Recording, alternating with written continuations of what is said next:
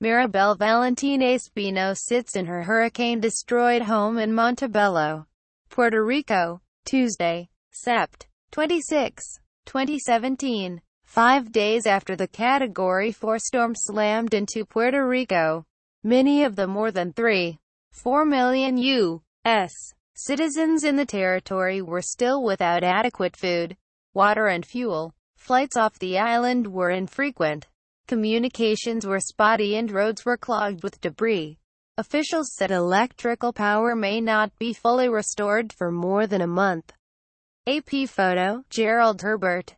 Montebello, Puerto Rico. Relatives helped Maribel Valentin Espino find shelter when Hurricane Maria roared through her community in northern Puerto Rico. Neighbors formed volunteer brigades to cut fallen trees and clear twisty mountain roads after the storm had passed. Now, friends and a local cattle ranch provide the water they need to survive in the tropical heat. Valentin and her husband say they have not seen anyone from the Puerto Rican government, much less the Federal Emergency Management Agency, since the storm tore up the island Sept. 20, killing at least 16 people and leaving nearly all 3.4 million people in Puerto Rico without power and most without water. People say FEMA is going to help us, Valentin said Tuesday as she showed Associated Press journalists around the sodden wreckage of her home. We're waiting. Many others are also waiting for help from anyone from the federal or Puerto Rican government. But the scope of the devastation is so broad, and the relief efforts so concentrated in San Juan, that many people from outside the capital say they have received little to no help. Valentin, her husband and teenage son live in one such area, Montebello, a 20-minute drive into what used to be lushly forested mountains near the northern coastal municipality of Manatí. Hurricane Maria's Category 4 winds stripped the trees bare and scattered them like matchsticks. It seemed like a monster, she recalled. The roads are passable now, but the community is still isolated.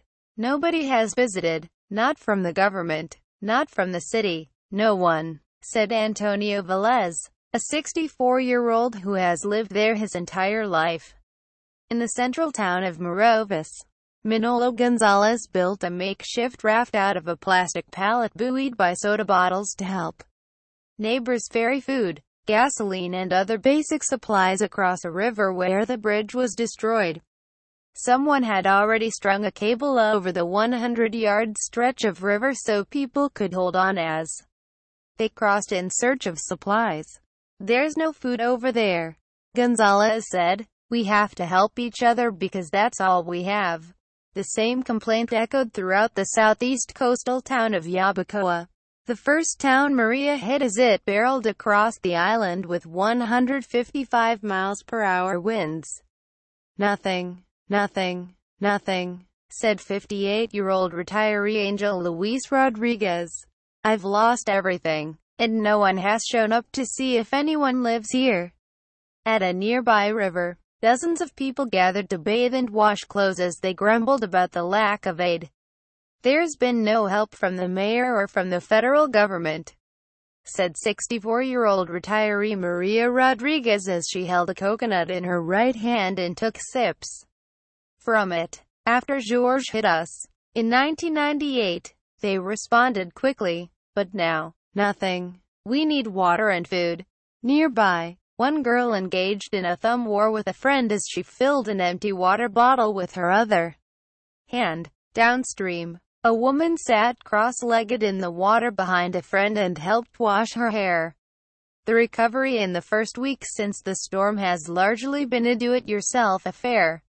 People collect water from wells and streams, clear roads and repair their own homes when they are not waiting in day-long lines for gasoline and diesel. For most, the only visible sign of authority are police officers directing traffic, a critical service because traffic lights are out across the island. I have seen a lot of helicopters go by.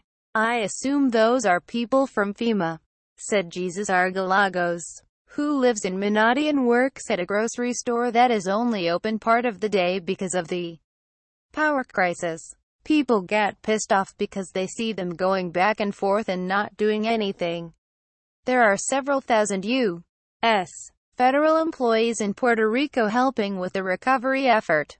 They are most visible in San Juan, where officials with FEMA, Homeland Security, Customs and Border Protection have a presence at hotels that before the storm served tourists in the Condado neighborhood or at the convention center that has become a staging ground for relief efforts. Federal workers supplied diesel to generators at hospitals and delivered desperately needed food and water to hard-hit communities across the island.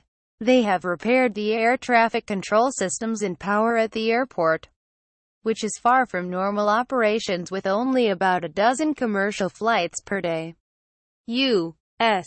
agents have also provided security across the island, and the Coast Guard has worked with local authorities to restore the seaports. A vital link because Puerto Rico is almost completely dependent on imports.